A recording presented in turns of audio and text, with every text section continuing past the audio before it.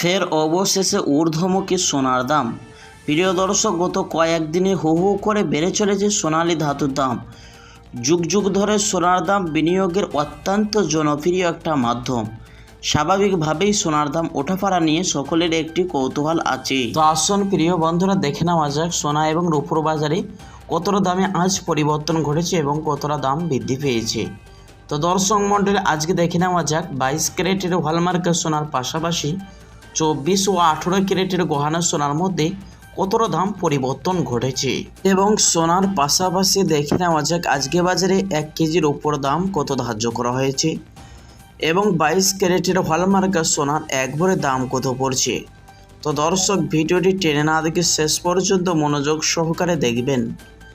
আর প্রতিদিন নিয়মিত সোনার উপর দরদাম জানতে আমাদের ইউটিউব চ্যানেলটি সাবস্ক্রাইব করবেন। তো আসুন দর্শক মণ্ডলী, দেখে নেওয়া যাক সর্বপ্রথম 22 ক্যারেটের হলমার্কের সোনার দাম কত পড়ছে। আজ 1 গ্রাম 22 ক্যারেটের হলমার্কের সোনার দাম পড়ছে 9210 টাকা, যা গতকালকে ছিল 9255 টাকা। 10 গ্রামের দাম রয়েছে 92100 টাকা, যা গতকালকে ছিল 92550 টাকা। 100 গ্রামের দাম রয়েছে 9,21,000 টাকা, যা গতকালকে ছিল 9,25,500 টাকা।